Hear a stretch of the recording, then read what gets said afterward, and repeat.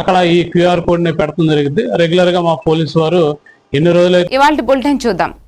మదనపల్లిని జిల్లాగా ప్రకటించని కూటమి ప్రభుత్వంపై బహుజన్ యువసేన అధ్యక్షుడు పునీత్ తీవ్ర విమర్శలు చేశారు. సబ్ కలెక్టర్ కార్యాలయం ఎదుట జరిగిన నిరసన కార్యక్రమంలో ఎన్నికల హామీ ప్రకారం మదనపల్లి జిల్లాగా వెంటనే అధికారిక ప్రకటన చేయాలని, పరిశ్రమలు, కంపెనీలు ఏర్పడి యువతకు ఉపాధి అవకాశాలు కల్పించాలని కోరారు.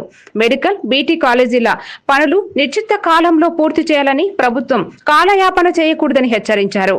ఈ కార్యక్రమంలో జిలానీ భాష, హరికృష్ణ, శ్రీనివాసులు, నవీన్, నిజాం, శశికుమార్, వినయ్, సాయి కిరణ్, భాను, నాగేంద్ర, నితీష్, మణి, జగదీష్, సంతోష్, రాజు తదితరులు పాల్గొన్నారు.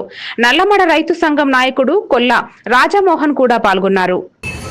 వారి సొంత రాజకీయాల ప్రయోజనాల కోసం గతంలో ఉన్న రాజకీయ పార్టీ వాళ్ళు మదనపల్లిలో ఉన్న యువత మరియు ప్రజల మనోభావాలను దెబ్బతీస్తూ అలాగే మదనపల్లి ప్రజలను మోసం చేస్తూ మదనపల్లిని జిల్లాగా ప్రకటించకుండా కేవలం వారి సొంత రాజకీయ ప్రయోజనాల కోసం మదనపల్లికి తీవ్ర మోసం చేయడం జరిగింది. ఇదే సందర్భంగా గత ఎన్నికల ప్రచారంలో, ఎన్నికల హామీల నేపథ్యంలో ఇప్పుడున్న మన ముఖ్యమంత్రి గారు నారా చంద్రబాబు నాయుడు గారు అయితే ఏమి, అలాగే మంత్రి నారా లోకేష్ గారు మదనపల్లికి విచ్చేసినప్పుడు గత ప్రభుత్వం మదనపల్లికి తీవ్ర నష్టం కలిగజేసింది, మదనపల్లి ప్రజలను మోసం చేసింది, మేము అధికారంలోకి వచ్చిన వెంటనే మదనపల్లిని జిల్లాగా ప్రకటిస్తామని చెప్పి హామీ ఇవ్వడం జరిగింది.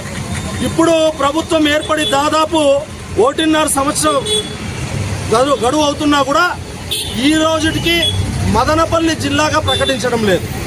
అంటే మేము ప్రభుత్వం వారిని గారి అలాగే చంద్రబాబు నాయుడు గారు కానీ మంత్రి నారా లోకేష్ గారు కానీ మేము అడగడం ఏమంటే, మీరు ఎన్నికల్లో ప్రచారంలో మీరు ఏం చెప్పారంటే వెంటనే మదనపల్లిని జిల్లాగా ప్రకటిస్తాం మేము అధికారంలోకి వస్తాయనన్నారు.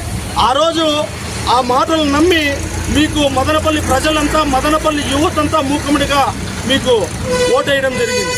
ఇన్ని రోజులు మీరు అధికారం చేపట్టి ఇన్ని రోజులు అవుతున్నా కూడా ఈ రోజుకి మీరు ఎందుకు మదనపల్లి జిల్లాగా ప్రకటించడం లేదు?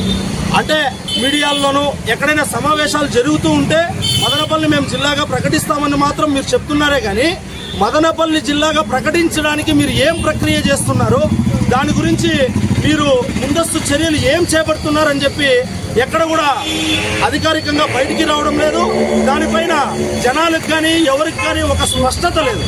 కావున ఎంతో చరిత్ర కలిగిన మదనపల్లిని గత ప్రభుత్వాలు చేసినట్టు కానీ ఇంతకు ముందు నాయకులు చేసినట్టు కానీ మీరు కూడా మభ్యపెట్టకుండా ఈరోజు మీరు వెంటనే మదనపల్లి జిల్లా పైన అధికారికంగా ప్రకటన